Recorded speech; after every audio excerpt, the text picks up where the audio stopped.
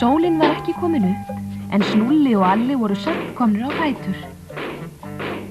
Það er ekki hægt að sofa fyrir þessum hávaða.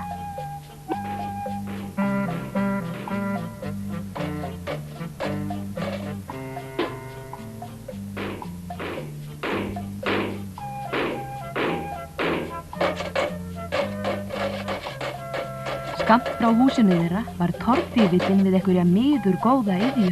Hann lamdi krepptum hnefunum í dollu svo allt engið titraði.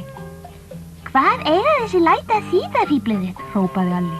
Ert þú ekki að ergja mig líka, sagði tortífillinn hvasst. Nú er komið að því að kona mín verpi eggjum.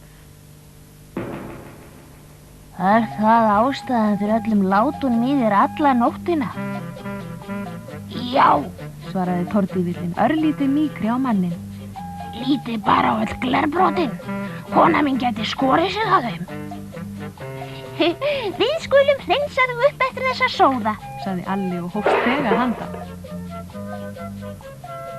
Sem betur fer er ekki allir jafn mikil svín. Hann fékk ekki að ljúka máli sínu. Tortífillinn lamdi krepptum hnefanum í hattsvepp og gerði sig líklegan til að ráðast á Alla. Minnst ekki á svín. Við verpum að vísu í tað, en við viljum hafa allt í rauðu reglu.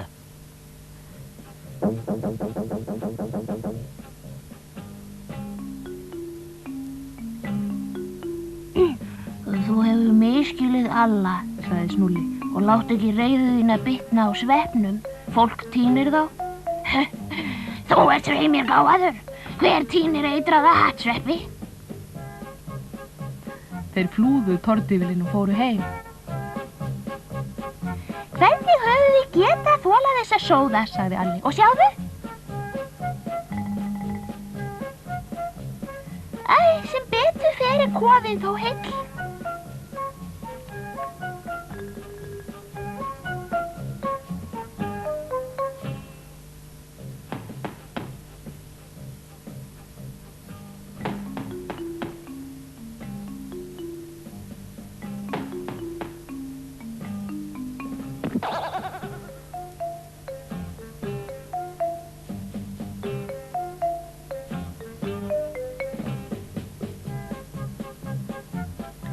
Flaskan við kofadyrnar var fyrir þeim. Þeir vildu ýta henni burt, en hvernig var það hægt?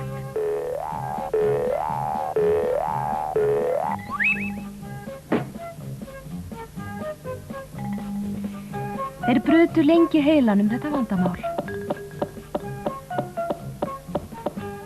Við verðum að mölbrjóta hana. Og svo hendum við brotunum.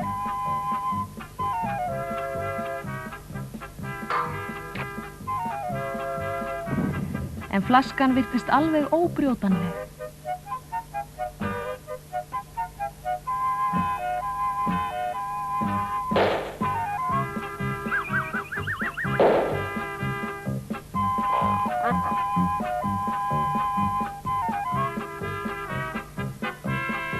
Ég sæki tortífillinn. Hann getur reynt krafta sína á flöskunni.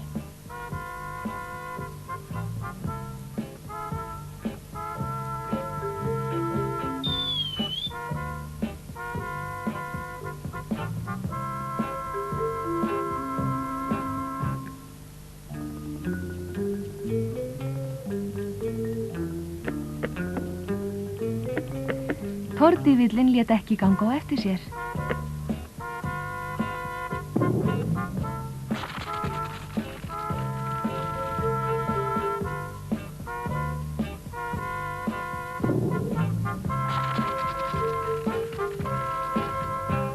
En hann gat ekki heldur bifað henni.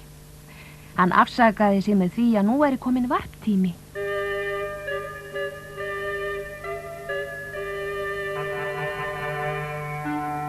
Haustið leið og enn voru þeir Snúlli og Alli ráðþrota.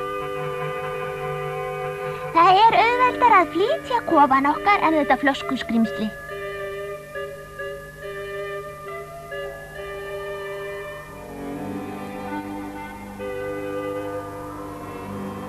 Á nóttunni hrukkuður upp við hvínið í norðanvindinum sem lék flöskuna.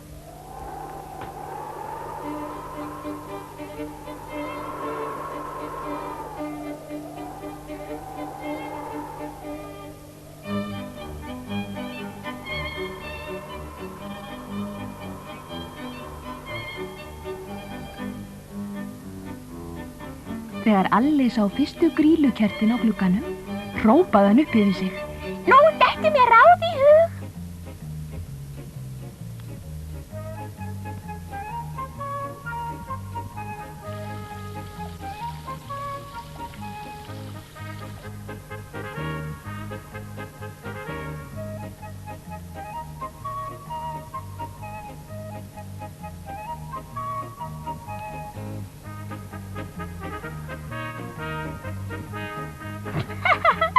Nú má gjarnan frjósa jafn mikið á norðurpólnum. Þeim barst til eyrna hár hvellur.